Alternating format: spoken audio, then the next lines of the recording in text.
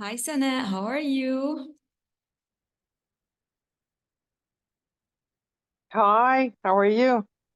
Freezing. So cold. Really? In Abu Dhabi, the weather is amazing. Oh, I'm sure. I mean, I was literally contemplating doing the class from under the covers today. Like, I'm just gonna put my laptop on my lap in my bed where it's nice and cozy. Hi, Karen. All right. Today we're talking about skin. So we could do a whole course, and I actually did have a whole course just on skin because so much information about skin and skincare and products and how your skin is affected by nutrition and how skin is affected by the ingredients you put on your skin and all of the marketing and the stories and the programming that's out there around how to take care of your skin and what you need for your skin and what you have to go and do for your skin to make it look good. I've put the most important bits that I feel you should know in your guide, the most important pieces about skincare. There's a lot of fluff, a lot of unnecessary fluff out there. And it's basically, coming from the beauty industry, right? And the beauty industry is just like all the other industries out there. Unfortunately, it's out there to make a lot of money. And the more insecure they can make you feel about your skin and your looks, the more they're guaranteed to be able to sell you their products that are going to boost your confidence so that you feel better about you look like, you feel better about how your skin, about how you're showing up in public. And so let's just right off the bat, just normalize that skin is supposed to change over the years, right? When we're 50, we're not supposed to look like we're 25. We're just not. We can look great at 50, but if you look at I mean, I'm 50 right now. I definitely don't look like how I looked like when I was 25. I don't look like my daughter. My daughter's 25. I don't have my daughter's skin. It's not as clear. It's not as firm. It's not as, youthful. I'm 50, right? But having said that, doesn't mean that we also have to end up with very rapidly aging skin. And rapidly aging skin, or skin that looks older than its age, is a result of, as like everything else, what you eat, what you drink, what you put on your skin, the stress in your life, the pollution around you, everything that your skin has to interact with. So what I put in your guide is the basic information about what can age your skin rapidly. Okay, the buzzword, the main buzzword around skin is collagen, right? Like if your collagen starts to break down in your 30s and just gets less and less and less, and the lack of collagen is why the skin sags and it loses elasticity. So you have to make sure you're always boosting your collagen, eating enough collagen foods. If you're not eating enough and you feel like your skin is starting to sag, then make sure that you're taking a collagen supplement. Collagen and elastin are the two main building blocks of your skin. And this is what's constantly, especially as we get into our age bracket, right? The focus is on that, like make sure that the collagen is there, make sure that you have enough collagen, blah, blah, blah, blah, blah. But here's the thing with collagen and elastin, they're the building blocks. And they are the ones that basically they create sort of a very intricate web underneath your skin that it's sort of like the structure that holds your skin together like this, right? It holds it all intricately close. When you eat certain foods, as with every organ in your body, remember your skin is your largest organ. We don't ever refer to it or think about it as an organ, but it's your largest organ. Just think about the surface area of your skin. It's your largest organ. And just like every other organ, it needs to be fed properly. There's no difference between the way your skin needs to be fed and the way your liver needs to be fed, or the way your eyes need to be fed, or the way your nails need to be fed, or the way your heart needs to be fed. Your skin is made up of trillions of cells just like every other organ in your body, and it needs very specific nutrients. Your skin happens to have something called collagen and elastin, and these are two proteins that help keep your skin, when the collagen and elastin are not being eroded too fast, they help to keep your skin looking firm and declining at a regular rate versus a fast rate. So why do we lose collagen? They tell you that you just naturally lose it at a certain age. And that might be true, except that most people, if you take sort of a cross section of women, they're all eating and drinking and breathing and doing the same thing. So they all happen to have the same rate of collagen decline at the same time. But if you take women who are between 30 and 35 who don't eat bread and cheese and inflammatory foods, also who don't smoke, don't drink, don't do the junk, and don't use the fake products on their faces, you're going to find that there's a difference in the way that they look, and their collagen is not rapidly declining like the ones who are still eating bread and cheese and junk and smoking and vaping and drinking and doing all the things and avoiding the sun, right? So avoiding the sun is one of the biggest mistakes or biggest disservices that you can do for your skin. So back to collagen. So collagen and elastin are the building blocks in your skin. So the cells in your skin are made up of collagen and elastin, and these need to be maintained. When you eat the inflammatory foods, the same way as when you eat the inflammatory foods, they disrupt your hormones, they erode the organs that produce your hormones, and they interfere with the hormone production, and they interfere with the way your hormones function, or they go in and erode your eyesight, or these inflammatory foods go in and erode your digestive system. In exactly the same way, they will go in and erode the collagen and elastin. So it's sort of this intricate web that's sort of, held together, really, really intricate structure starts to sort of break apart, fall apart. So like the nuts and bolts, let's say, of the collagen elastin slowly start to decay and fall apart. So if there was something that was a nut and bolt here holding up this section, and it decays and it erodes, so it kind of falls, and then this falls. And then if it starts to erode and decay here, and then it goes. And if it starts to erode and decay here, it goes. It's not just eroding and decaying just because. Nothing in the body happens just because. Everything happens, there's a direct cause and effect. So the worst eroding foods for your collagen and elastin is the processed sugar.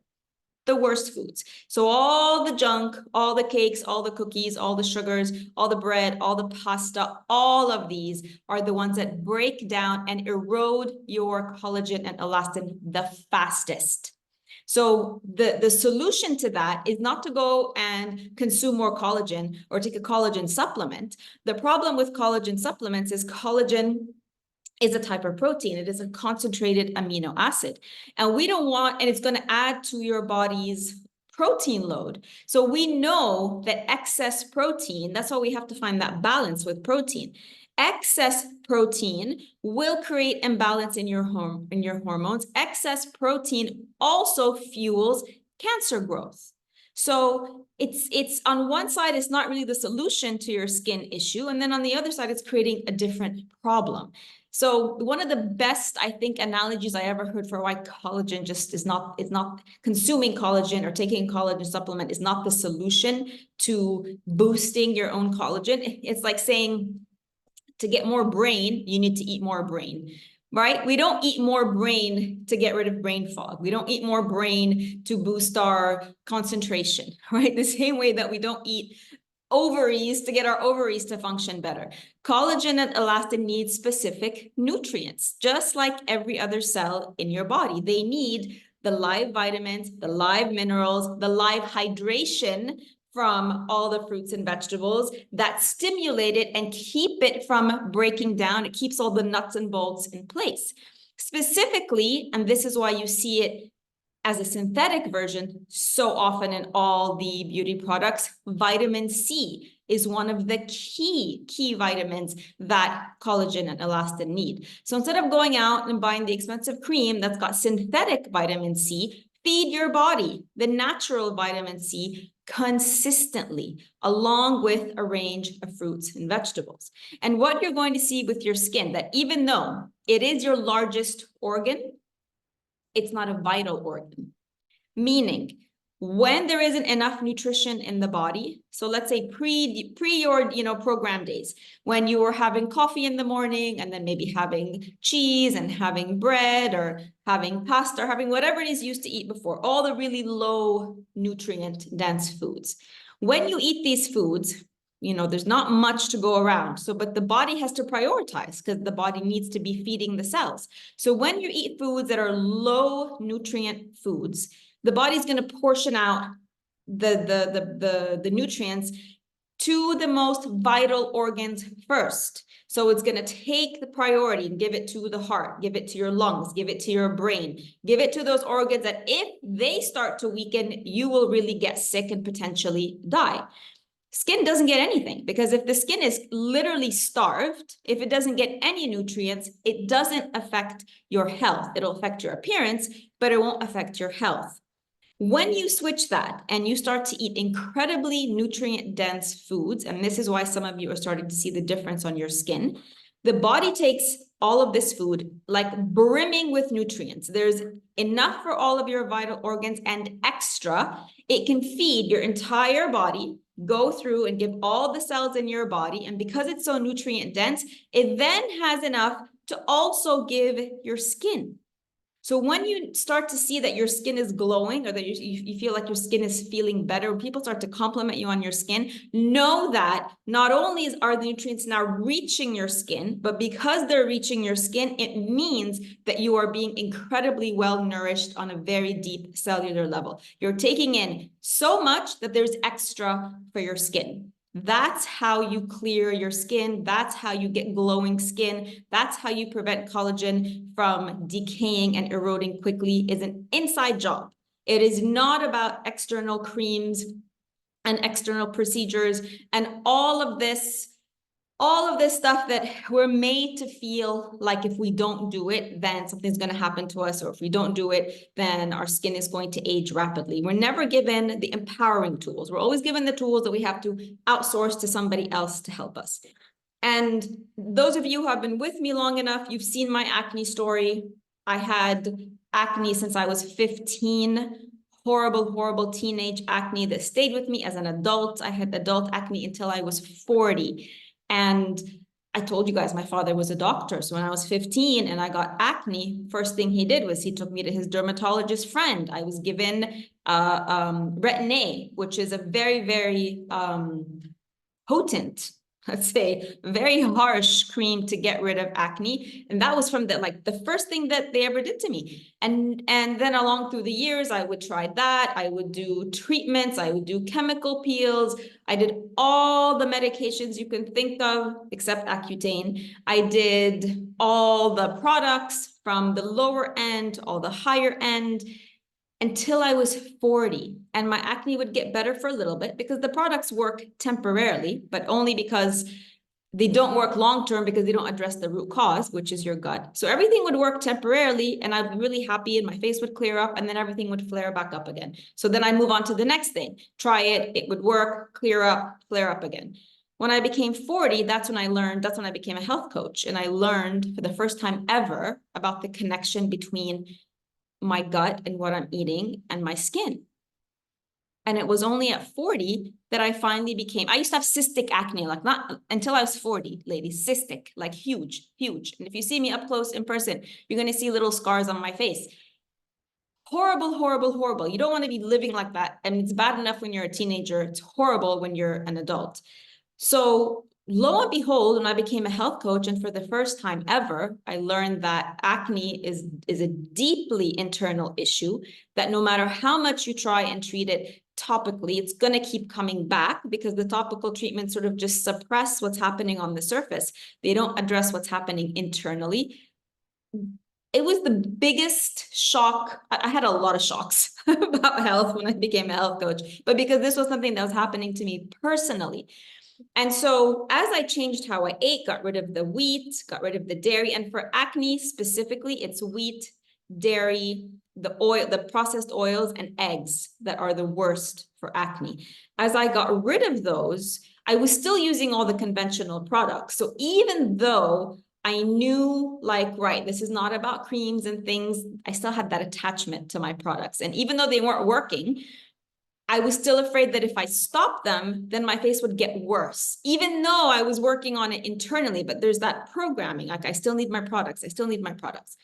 So it took me a good, I think, almost a year after I became a health coach to finally take this step to change out my products. And it happened coincidentally at the time. I was living in Toronto, and I went to listen to a talk by somebody who had been a teacher of mine at nutrition school. And I was so excited I was going to get to go meet him in person. And in between in the intermission of his talk, it was in this like big theater, they had sort of vendors and people and at the back, selling all sorts of natural stuff, gluten-free food, vegan food. And then they had the all natural creams and cosmetics, which I had never seen before. And one of the ladies who had given a short talk also during this time, she was selling all of her range of stuff, which is completely botanical. Like her products are only made from essential oils. They're not a mix of some essential oils and some synthetic ingredients. It's just essential oils. And to my luck, she was there sort of doing quick consultations with everybody. I told her my story quickly. She looked at my face quickly. She's like, right, you need this, this, and this, and this. She's like, go home, stop everything that you're using, start using this, and be very, very patient. And she was 100% correct about this. She said, be very patient because your skin, just like how we're all going through the detox withdrawal symptoms and like the purging and symptoms getting worse before they get better, she told me your skin is going to get worse before it gets better. Don't give up on this. And it did. It took 6 months. For 6 months, it was just purging, more and more and more acne. And I definitely did reach a point where I was like, this is not working. And literally one day, 6 months into it, I woke up and it had all stopped and it had all cleared and it never came back again. So it's very, very powerful what your body can do on any level. And even if you don't have a huge issue like mine, like acne, you're already seeing how eating differently is just giving you a healthier glow. People are going to tell you just look different. And it's because your skin is, at least you're stopping the erosion process. Like if nothing else, you're stopping that decay right now. You're stopping it. You're slowing it down. So the next step after nutrition, yes, the most important part is internal, but we love our routine, right? We love the self-care process. We love waking up and cleaning our face and putting creams and things on our face and smelling nice. We love that part. So we can also give, if you're using the right products, give nutrients externally to the skin. And you do that using botanicals, using plant-based products, using basically essential oils, because these will go deep into your skin and feed your skin from the outside in. So in your guide, I've given you the most basic way to clean your skin naturally and the most inexpensive way for those of you who don't want to switch out products right now or go invest in products right now, which is the oil cleansing method using just castor oil. That's it. Castor oil, you might want to mix it with a specific oil depending on your skin type, and that's all laid out for you in the guide. If you are acne prone or oily skin prone, the first thing you're going to tell me is, I can't use an oil on an oily face. But here's what I didn't know, what I'm going to tell you now. The only thing that clears oil is oil. Nobody ever told me this. I used to have an incredibly oily face, plus all the acne. I could never leave the house without a thick layer of matte foundation to suffocate the oil and hide my acne. Now I don't wear any makeup. Zero, and I have zero oil on my skin, and I have zero acne. So this is another leap of faith that you're going to be taking. I want to emphasize though that don't move into the skincare routine if you are not still 100% comfortable in terms of preparation and time management of the food part of this program. That's still right now your priority. If you're still struggling a bit with getting the management and the preparation of this new way of eating to be 100% your new normal, don't add in something else that might throw this off or it might stress you out. You have the information there. We have 2 months still together. You can slot this in when you are 100% ready for it. All right. So I want you today, but I do want you to do this one thing today. Is I do want you to go check. I have a list of ingredients for you in the guide, and it's not a comprehensive list, but these are the biggest culprits when it comes to skincare product ingredients that are harmful. So I want you to go to look at all your skin products, yours, your husband's, your kids, and I want you to, compare what you see on the back of each bottle or product to the list in your guide and see how much of the products that you're already using contain these things. If you're not sure about a product that you're using, take a snapshot, take a picture of the back of the list of ingredients and post it on the group, and I'll tell you if it's okay to use or not.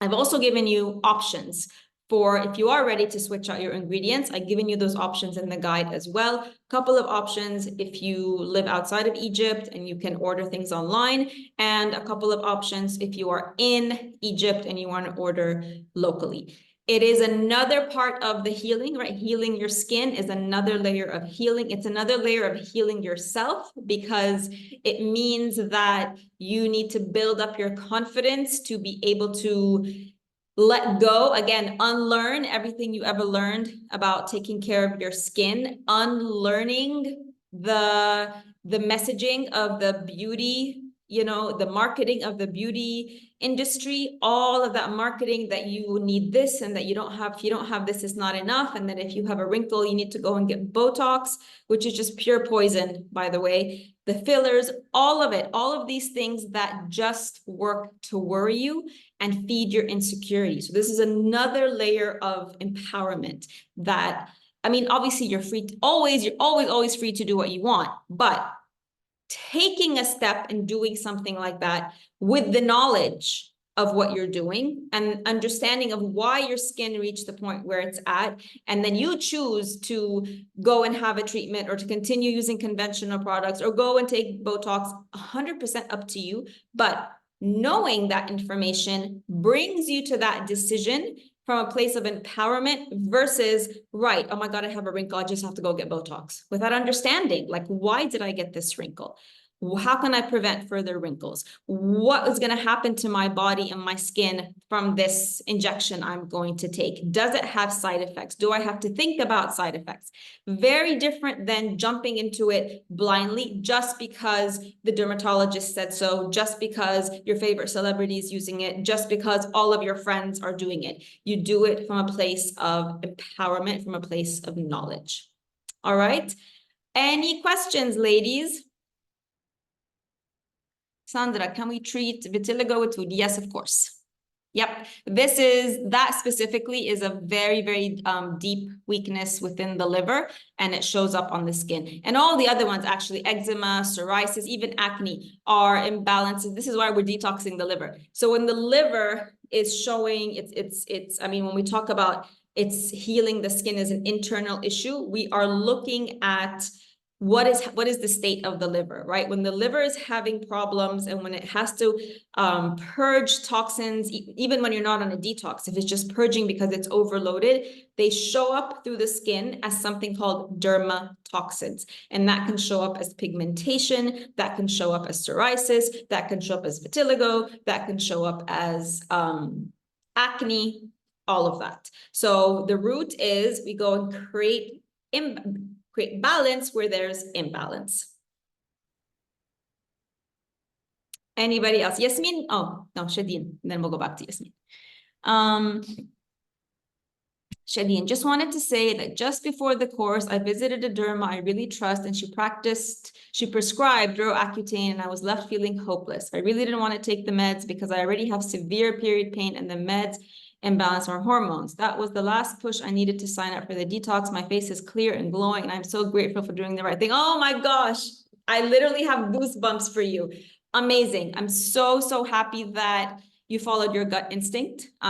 Usually, ladies, it doesn't lead you astray. I'm so happy that you were able to do this Accutane in all its forms is incredibly, not just imbalancing hormones, it can lead to cancer, it can lead to cysts, it can lead to, if you're young, right? I mean, Accutane is being prescribed to teenagers and young ladies. If you haven't had a baby yet, this can affect fertility. It is a serious, serious medication. And it's not prescribed to pregnant women. So this is really your giveaway for any medication. As soon as you see it not prescribed for breastfeeding and pregnant women, automatically you know to stay away from it.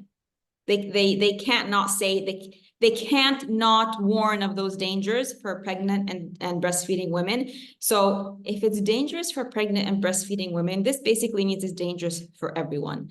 The other thing about all the list of ingredients and things is that in the US anyway, the FDA doesn't actually require the cosmetics industry to foreclose a complete list of all the products on their ingredients in their products. They can actually leave things out. They actually are not required to. So what you're seeing might only be part of the picture of what's in your products. Okay, Sally, and then Yasmin.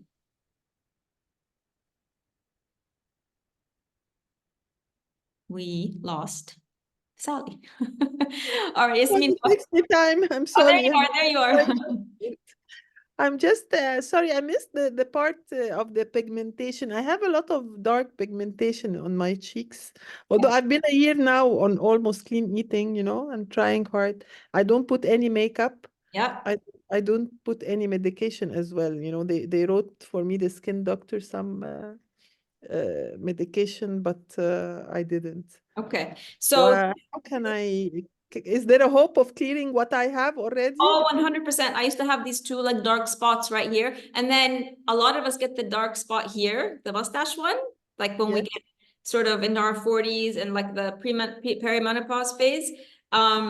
So it all went away, started to disappear when I changed my food. It did take a while, all right? But this is an instance where, you know, external support also helps. So I can give you, tag me on the group and remind me, please, Sally. I can give you a product that worked brilliantly for this. Okay. Took about maybe 2 months and my pigmentation was gone. Pigmentation is not a sun thing.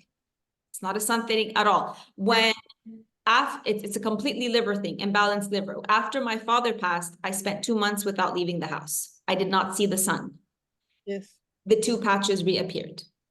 Oh. Zero exposure to the sun. It was because what I was doing to my liver. I was sitting in bed, I was depressed, I was eating junk food continuously for 2 months. The dark patches reappeared along with all the other stuff that had gotten rid of, and then it came back. I did not leave the house. I used to open the blinds, but that's not enough sunshine to trigger pigmentation. I was not outdoors. And not only did my old pigmentation come back, I ended up with like a couple of new spots. So it has nothing to do with the sun. Okay, thank All you for right, you're And welcome. I feel that they're a bit they've gone a little bit, Yeah. But still there's Yeah. a lot of We want to give them something. We want to give them a little botanical boost to help them go away. very, very, very motivating what I heard now. I Yeah. thought it'd never go, yeah. No, they will. They will. Yeah. All right. Okay, Mesh, Yasmin, let me answer the ones here in the chat first. Hiba, my skin is always very sensitive to sun. I tan easily, even when I put sunscreen. It's also a symptom of PCOS. Is it fine to use sunscreen, and which ones are okay to use? So here's why you might get sunburned, or I mean, tanning is not an issue. Like if your sun just gets natural, if your skin naturally gets darker, that's nothing to worry about. That's actually great. That's your sun taking in the vitamin D, you know, transforming the vitamin D. It's sunburns that we need to worry about. And a sunburn will happen mainly if you find that you're somebody who's prone to sunburns. Again, it has to do with what's happening internally. If your internal terrain is inflamed, it's very easy to trigger that with sunlight and to take that internal inflammation and make it external. So you will burn. So for all of you right now, I know it's winter time. It's not really an issue with the sun right now, but let's say we were in the middle, we were in April and doing the April program, and it's spring and summertime is coming, and maybe you're going off to Guna, or maybe you're going off to Sahel, and you're still only 2 weeks into the program, then I would say your internal terrain is not strong enough yet to ward off a reaction that's going to give you a sunburn. So in that case, yes, please do use sunscreen, especially if you're going to go from being indoors during the winter time to all of a sudden you're going to a beach destination where you're going to be outdoors for 3, 4, 5, 6 hours at a time. Definitely, this is when you would need sunscreen, and there are natural ones that you can use. There, I have them listed for you in the guide. If you're in Cairo, Black Lotus makes one, Arij make one. So it is possible to, especially if you're prone to it, to protect yourself from that. So we're not saying go and jump into the sun and it's okay to get a sunburn. No, it's not okay to get a sunburn. It's definitely 100% okay to gradually. So now that it's winter time, you can start to train your skin. If you're somebody who's always only gone out with sunscreen, this is a great time to slowly remove the conventional sunscreen. But here's what conventional sunscreen does. It's full of chemicals, right? Full of the cancerous chemicals, and you slather it on all over your skin, all over your face, and then you go into the sun, and then it's basically, you are frying your skin with the chemicals on it. That's what causes cancer, not the sun. The sun has been with us for millions and millions, billions of years, right? Without the sun, we would not have food. Without the sun, we would not have vitamin D. Without the sun, we would die. So ever since the recommendations to wear sunscreen and watch your time outside, in the past 70 years, skin cancer has only been on the rise. It hasn't gone down even a little bit.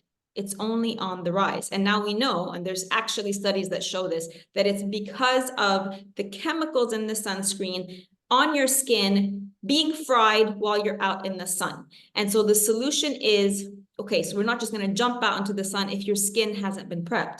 So go out very, very gradually. Getting 10, 20, 30 minutes of sunshine every day is really important on skin that's not covered in sunscreen. So if your skin is not in that habit, you need to slowly train your skin for that. Do not go from 0 to 180 without some kind of protection. Do not go at the end of summer and go on a beach trip and sit in the sun for 6 hours without sunscreen. Because most of us go on a little trip for like 3-4 days, right? We don't have the time to just go a little bit in the sunshine every day. If you're going on a trip, you want to enjoy the whole trip. If you are going somewhere, like during the summer, maybe if you're going to Sahel for many months, 2 months, even a month, then definitely do it gradually. Spend 10 days in the sun, the first day, 20 minutes, kind of like how our parents used to do with us when we were little. Remember, we used to go to the beach. They used to do that. And slowly build up your strength in the sun. You need the sun. We need to be able to metabolize vitamin D. Vitamin D is actually a very important, not just a vitamin, it's actually a hormone. And when you don't have enough of it, we see all sorts of issues come up. Let me go up. So I hope, does that answer your question, Hiba? Shadeen, building on Sally's question, any way to treat the acne scars? Yes, so I have horrible, horrible acne scars, and I used to have really, really large pores.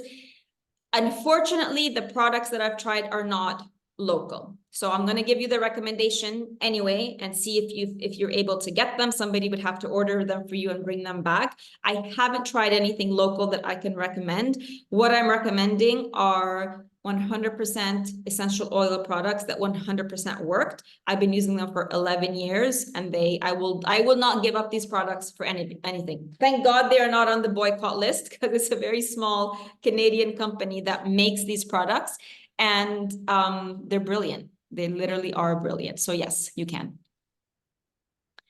I have a lot of freckles on my face. It usually increases from the sun. So that happens like with the burn, right? It happens because of your internal your internal inclination for your skin to react with the sun.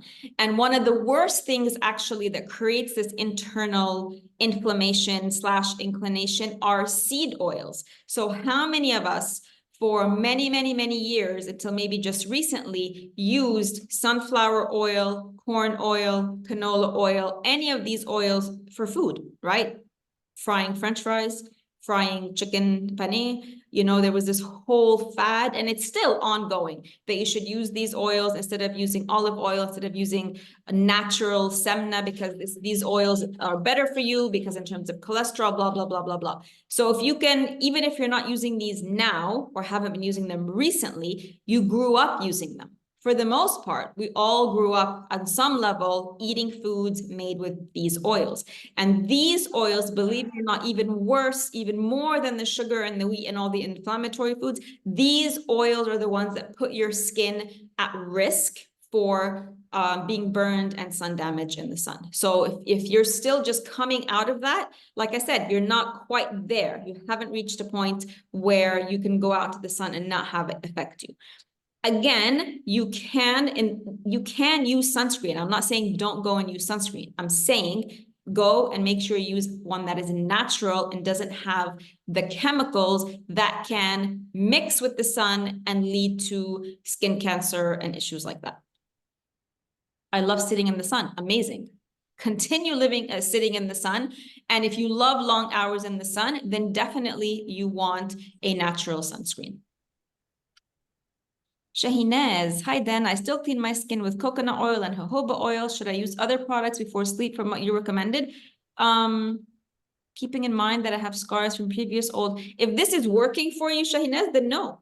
If it's totally working for you and you're happy with it. If you also want to, I can give you, oh, Shahinez, your sons are in Toronto or in Canada. I will definitely give you the names of the products to help you with the acne and the scars. If you have recent acne, that could be a flare-up from what you were eating. It's going to calm down, and I can give you the products that you would need. If I'm recommending products to anybody, ladies, during this call, please tag me in the group so that I can give you the links. Okay, thank you. You're welcome. I also went to a dermatologist because I have white spots on my back. She told me it's white tinea and it's very difficult to remove the change in color, even if I'm cured. And well, let's see what happens with this. I can't say that I have personal experience with this or actually know anybody with this. But let me look up if there's a specific oil that works for this specifically. So did she give you medication? Because tinea is sometimes like an infection. Did she give you medication for that? Hi, Dana. How Hi. are you? Yeah. Yes, she gave me medication and a lotion and spray, some kind of spray. I used them for 2 or 3 weeks. I can't remember exactly, but it didn't go. Okay. And it looks very weird.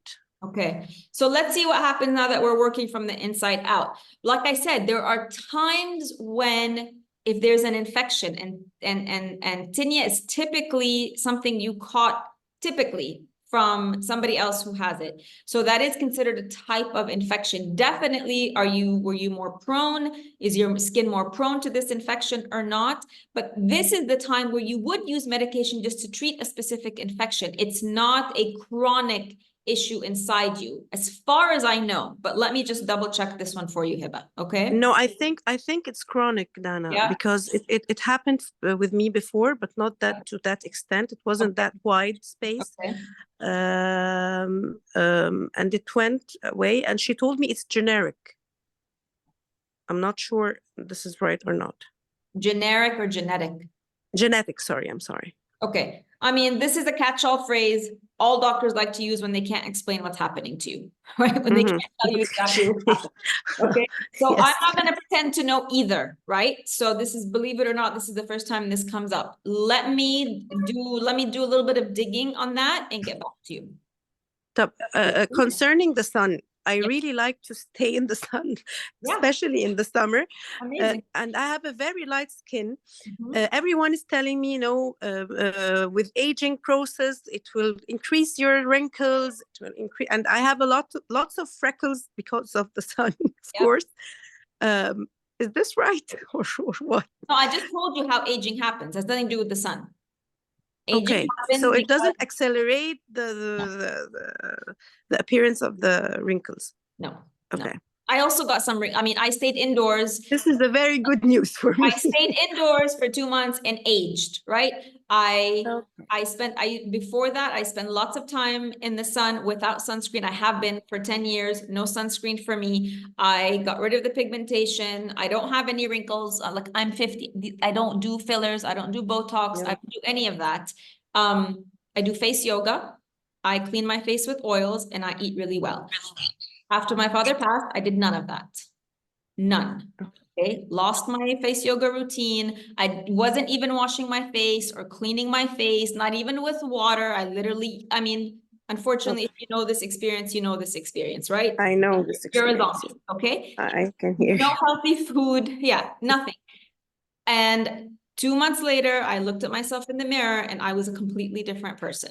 With zero sun exposure, okay? My face had aged, I lost the glow, I got some wrinkles up here without even lifting my eyebrows. So it had nothing to do with the sun and everything to do with actually lack of sun and all the things I was eating and all the things I wasn't eating. So middle of November, end of November, when I started giving myself a deadline, like, right, you're gonna have to stop doing this because this was like, you know, in addition to all the physical ailments that happened to me. So let's say since the end of November, so it's been about 2 months now where I've, you know, cut out the junk. Went back to how I eat, sleeping better. I do go outside, take a walk. I'm exposed to the sun. The only thing I haven't put back into my routine yet is just, it's taken me a lot more effort than I thought to get back on track just in terms of my food. But that's why I'm telling you also, make sure that's easy before you add in a skin routine. So I haven't gone back to my face yoga. Face yoga is really important. Like working out your face muscles is the same reason that you work out your body muscle. That's how you keep it looking firm and keeping it, you know, looking, you know, the elasticity there. So Yes. none of that has anything to do with being in the sun. Like my face did not age because I was in the sun. I was not in the sun. So there's a few pieces to this puzzle that you start to put together. You start with nutrition, you build yourself up from the inside out so that when you do go out into the sun, and this will take several months for you to be built up internally, where the sun has minimal effect on you. I will use sunscreen when I go on a trip and I'm just away for 3 days and I'm going to be in the sun all day and I don't have time to train my skin. So yes, I will use sunscreen, especially on my back and my shoulders. That's where I tend, like if I go from zero, like not exposing my body, like if it's winter time now, next weekend, it's hot and we decide to go away for the weekend and we want to spend all day in the sun, of course I'm going to get burned. I've been covered up all winter. I spent 2 months before that inside, covered up, no sun, eating junk. So of course I'm more susceptible to the burn. So yes, I will use sunscreen if I'm going out for 6 hours. So I'm just going to use the natural. You're just going to support your body externally because you are working on it internally as well. Okay, thank you. You're welcome. Noher, my acne faded last year when I followed the clean eating for 6 months continuously. Exactly. So it does take time, also depending on how long you've had the acne, how chronic the acne is. Yes. Heba, any sunscreen brands if I'm out of Egypt, tag me. You have the beauty product brands in your guide, and so they also have sunscreen. So the brands are in the guide. For specific products within that brand, if I've told you that I'm going to recommend something, please tag me. Yes. Thank you, Shafin. All right, Yasmin, take it away. I think there are still 2 raised hands. I don't know if the ladies went or not, Sandra and Heba. Hiba, we just finished, right? Will you have something else? No, thank you. No, no. Okay. thanks. Sandra, because Yasmin has been waiting, let me do Yasmin's questions and then I'll do Sandra. Okay. I kind of have a lot. Okay. We'll I'll do go them pick. one by So, one. Mhm. okay, all right. Thanks. So regarding the timing, I did my research for sun exposure, and it's either before 10 a.m. or after 4 p.m. Is that correct? That's correct. Early sun is the best, not only for your skin, but if you're somebody who has trouble sleeping, so if you have insomnia, for example, and I talk about sort of setting your body with a circadian rhythm so that you're following your body's natural rhythm, waking up and getting first sunshine. If you wake up at 6, I mean, we don't have sun at 6 a.m., but let's say, what is it? 6:45, 6:30, 6:45, getting that first sunshine in your eyes is one of the best ways to start to set your circadian rhythm and to get the benefit of the sun and getting sunset. So if you can manage to get those two, sunrise and sunset, you're set. Okay, great. And I heard that even if you're wearing clothes in winter, like, heavy clothes, the sun can still penetrate up to 1 inch thick worth of clothes, kind of. I mean, if it does, that's great. That's great. So that you're still getting the benefit of the sun. Remember, the sun is not scary and the sun is not harmful. So if it's penetrating your clothes, that's amazing. That's only good for you. That means in the middle of winter, you're able then to metabolize vitamin D and get the benefit of that. There's no way you're going to burn. No way, right? But that's actually good news that if in winter, when we have to be covered up, we can't actually take our, reveal parts of our body because it's just freezing, that we can still get the benefit of the sun. That's amazing. Okay. And there's just something interesting that happens with me. Hmm. So, for example, today I was working from home and I managed to get some sun. And the thing is, on my body, the sun feels amazing, but on my face in particular, literally after like 2-3 minutes, I start to feel a light burn. I don't apply anything on my skin.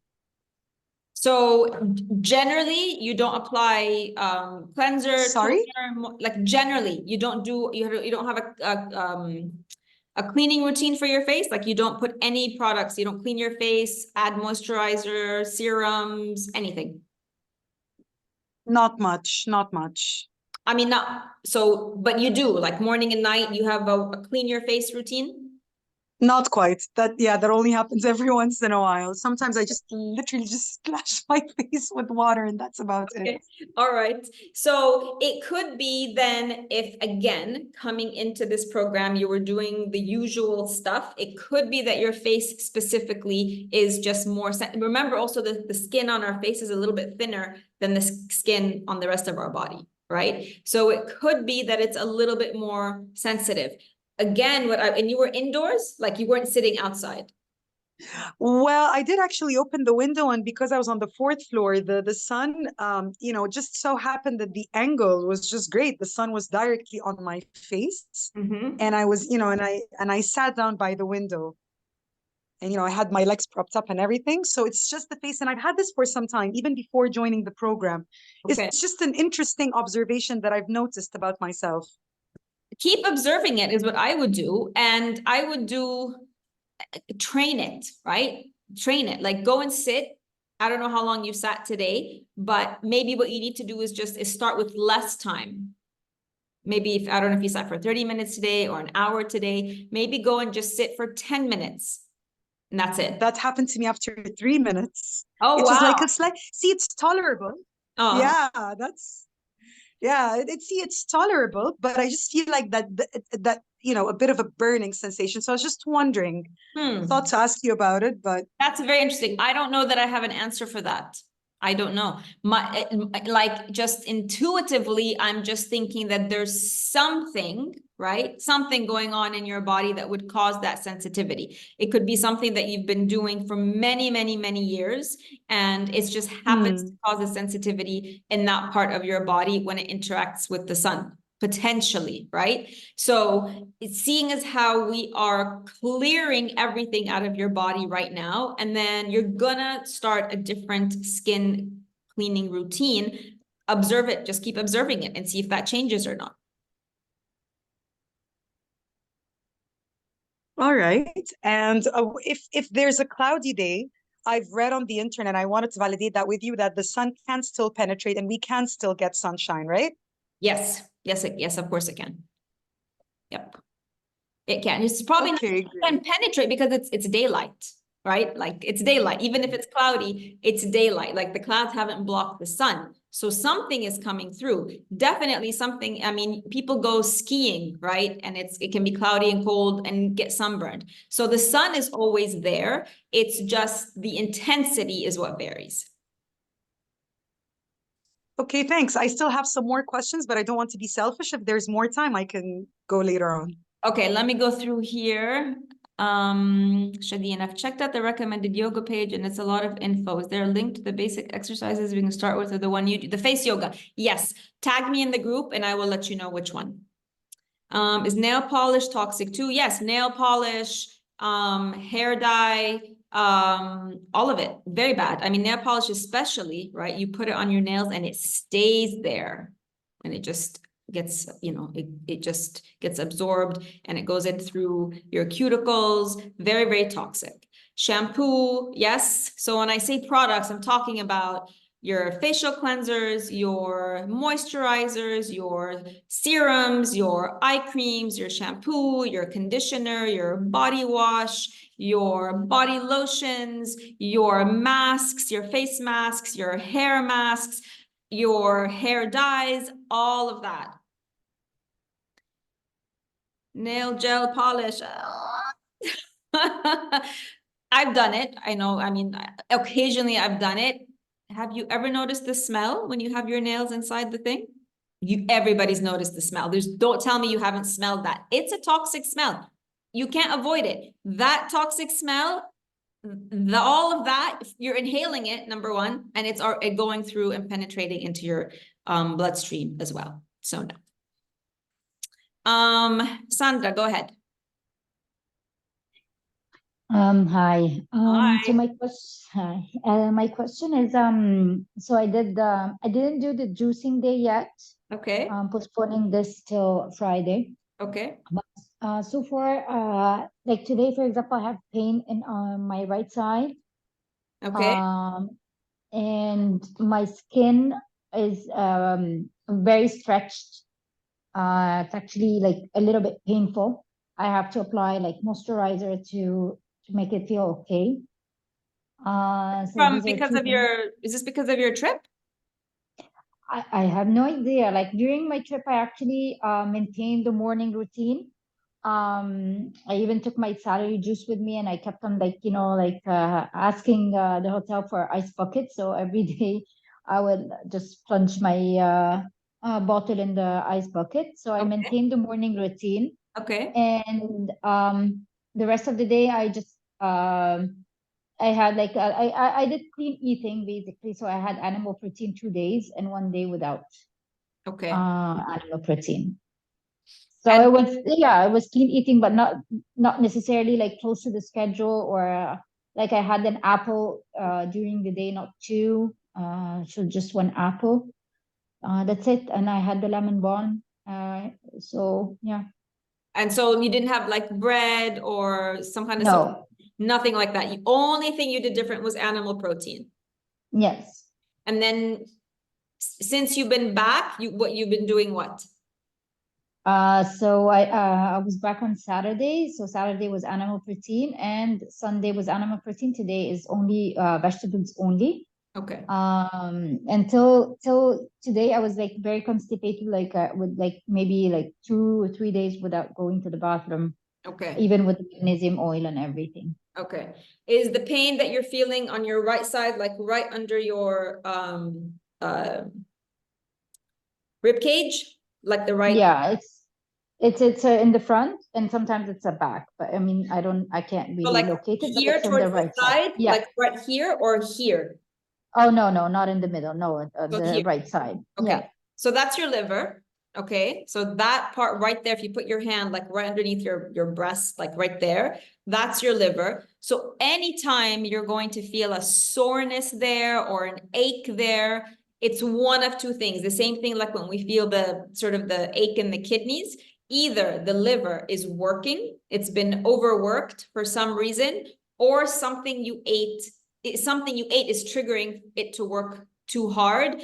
I'm just going to say that maybe it potentially the animal protein, but maybe the type of animal or the quality of the animal protein, because you don't know where you were, like the source of the animal protein. Yeah. So could have been a source of animal protein that was not hormone free. I mean, as much as we can get it hormone free here, right? And you don't know maybe necessarily how it was, the marinade that was on it. You don't know the kind of spices that were on it. Believe it or not, lots of restaurants will use like a starch and like flour thickeners in their food, whether in their marinade, sometimes in salad dressings, just hidden in things. So you might have consumed something that you're not aware of. And this might be triggering after being, clean for a whole week, 8 days, that the liver is like, oh, this is a little bit too much for me to handle. So just observe it. It's not something to worry about at all. Like, it's just the sign that the liver is working. And right now you're back on, your healing track. So this should resolve itself on its own. Your skin, very stretched and very painful. So were you in the sun? No, yeah, I mean, like, yeah, I'm low sore, but I mean, like, not directly in the sun, like the whole day, like not tanning. No, Just, not tan. You like, don't have to be tanning, but were you outdoors for? yeah, Okay. And with or without sunscreen? without. Okay. So this is the perfect example of we're not ready yet. None of you are ready yet to go out, even though that's the ideal scenario, is to go out without sunscreen. You're not ready yet. Okay. So when you go, and especially now, like Sandra, I'm sure you were indoors mostly for the past month, at least, because it's cold. We're not spending a lot of time outdoors. So you went from mostly indoors to suddenly mostly outdoors, even if the weather is cool, even if it's overcast. So it's right now, I mean, your skin had to deal with that sudden exposure. So it will, again, everything in the body is self-regulating and everything is self-healing. Go back to the oil cleaning routine if it's something that you were doing before. And Yes. if it's very uncomfortable, very tight, I would say use some aloe vera gel. It's very, very soothing to help you overcome this little temporary glitch. Okay. Thank you. You're welcome. Let me see. Hiba, my work involves tasting, unfortunately. If I'm tasting and spitting, does it still have an effect? Not really. No, very minimal. For instance, today I felt some symptoms around my throat. I can't explain the feeling, but it's as if my throat is tense. I mean, if you're tasting and it's being swooshed around and you spit, there might be like little remnants of something left in your saliva that you might ingest, but I don't want to, I mean, you haven't actually swallowed. Like, we know digestion starts with chewing. So technically, you could be absorbing. But if this is your work, right? This is your work. I wouldn't sit and panic too much about this. Maybe what you want to do is like maybe swish your mouth between tastes to make sure you get all the remnants out. Maybe chew some, okay, maybe not garlic when you're at work, like something that for sure will kill off anything that's inside. You can do parsley. That's an option. You can do parsley or coriander. You want to just chew that in between. That will clear the inside of your mouth of whatever it is that you had to taste and then spit out. Your throat today. I mean, if you have a sore throat, it feels like it's a little bit different. It feels like it's the beginning of a sore throat. Remember, a sore throat is just a cleansing sign. It's a detox symptom. It's not a sign of illness. So a sore throat, a red throat, if you have, mucus coming up your throat, whatever, all of that are just signs of detoxing. So what I would do for that is definitely warm lemon with honey and ginger, and make sure you're having your lemon balm tea tonight also, Hiba. Okay. Where are you here? Yeah. Shahinez, regarding hair dye, I stopped it. Is there a recommendation to cover the white hair? Again, tag me in the group. I haven't tried it yet. I don't dye my hair either, but I started to notice some white hair, so I did get a color restorer. So it's not a dye, it's a color restorer. So tag me on the group and I will give you the link for that also. Mariam, I know my number 1 goal is healing, but I want to lose weight in addition to anything. Okay, so for weight loss, the number 1 thing I would have to say about weight loss, if it's stubborn, or if it's going slower than you think, first of all, it's been, what's today? 9, 8, 9, 10, 11, 12 days only. Might feel like it's been a really long time, ladies, but it's only 12 days of eating this way. This is not a diet and it doesn't work like a diet. So when we're rebalancing the body and and weight loss and stubborn weight and all of that, again, also starts in the liver. If your liver has been stagnant and the liver is overburdened and you've come in now with this plan, and maybe you're somebody who's used to dieting a lot and you've done many, many different diets before. I think I spoke about this a couple of weeks ago. Your liver is not quite sure that what you're doing now is not just another thing that you're trying, okay? And the liver supported you all these other times, and it supported you every time you tried to lose weight, but it wasn't really on board. But it was like this is where the body sort of comes together. Cortisol was involved, adrenaline was involved, and everything was kind of working because you were trying to diet. But the more you put your body through a dieting process, the deprivation process, that is very stressful for the body, the more you're going to find resistance, because of the start, stop process. So by starting this new way of eating, which technically should be your new lifestyle, you have started again something new. So the liver is not quite trusting you yet. It thinks that it's just another temporary thing you're doing. So it's not going to release the weight just yet. It's not going to sort of let go of what's blocking the bottleneck just yet. The other reason why weight loss might be slow, and we talked about this also, is the hydration. So everybody coming into this program was dehydrated because nobody was eating this amount of fruits and vegetables. And this is the hydration, the live hydration that the body absolutely needs. So now that you're flooding the body with this hydration, the body's going to hold on to it again, because the body's not trusting you that this is a long-term thing. So it's going to hold on to this hydration. When it's comfortable, when it's trusting that it doesn't have to worry if this is the last time it's going to get a juice or not, it will release the hydration. The third thing, of course, is exercise. So somebody asked me today in an email, the lady she's trying to lose weight. It's not happening as fast as she wants. I just want to remind you all that weight loss is not supposed to be fast. So there's another thing that we sort of learned incorrectly. When you go to a nutritionist or a mainstream dietitian, he says, like, take this plan, you're going to lose 4 kilos in 1 week. That's not normal. So a lot of us have this preconceived notion that weight loss is supposed to be fast. It's not supposed to be fast. So if you are doing everything that you're doing and you're rebalancing the body, and we're just waiting if there's water retention from the live hydration, that's just a matter of time, then definitely the next thing we have to look at is exercise. If you are working out twice a week, that's not going to help you lose weight. In order to use exercise as a weight loss tool, it needs to be at least 5 days a week. It needs to be a regular thing, not just something you sort of insert every 2 days or like when I feel like doing it. And one of the best ways, because we also want to maintain hormonal balance, over exercising when your hormones are imbalanced can also completely stop weight loss, because you're going to trigger cortisol if the body feels like it's being overworked.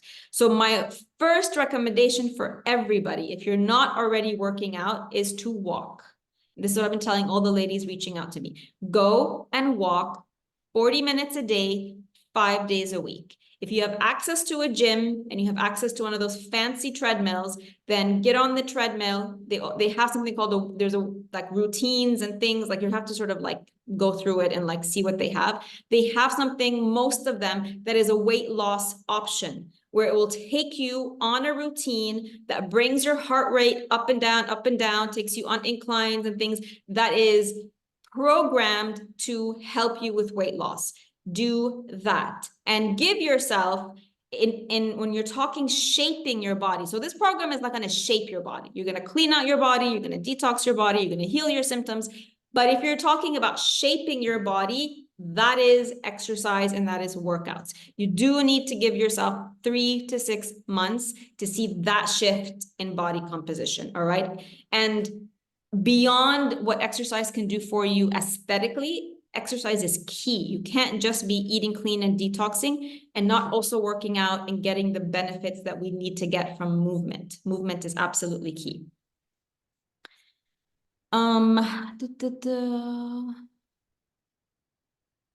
Yasmin, clean source of henna might help. Yup. Heba, I don't do hair dye, but I do highlights on some strands of my hair away from the scalp. Is it not allowed to? I mean, that's definitely better than something that's, you know, is applied directly to your scalp. I think that's definitely a little bit better. Miriam, so all the dates, for example, a banana at night doesn't slow it down. No, you didn't, those of you who have weight to lose, you didn't gain the weight because you were eating bananas and dates. None of you, right? Most of you were not eating any fruits before coming into this program.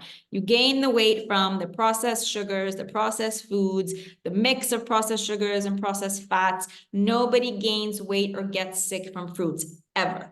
So if they're not part of the problem, if they weren't part of the problem, then they're definitely part of the solution. Because if you weren't having fruits, right? If you were consuming fruits instead of the processed foods, you wouldn't have gained weight. Rania, hi Dana, can we use rice paper for veggie rolls? That's a processed food, right? Dry, dead, and dumb. All those things are dried. Rice paper, rice cakes. The amount of nutritionists who recommend rice cakes. Rice cakes are the driest and dumbest of all the foods. No, I mean, if you're gonna make veggie rolls, you know, once a month or something, yeah. Every once in a while, yeah, but not a regular thing, no.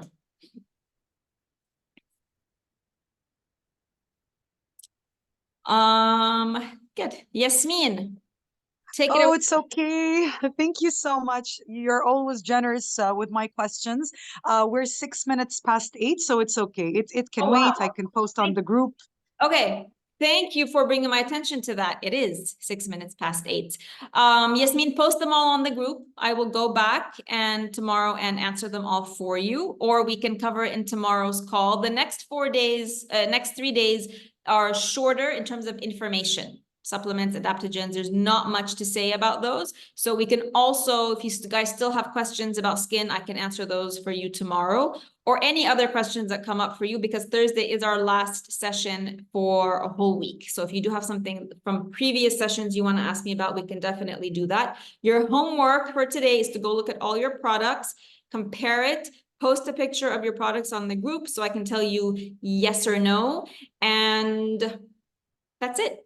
And make sure to share your takeaways on the group, and I will see you all, and tag me if I said to tag me so that I can give you the links for the products I recommended. And I will see you all again here tomorrow, same time, same place. All right, ladies, good night. Thank you. Thank you. Bye.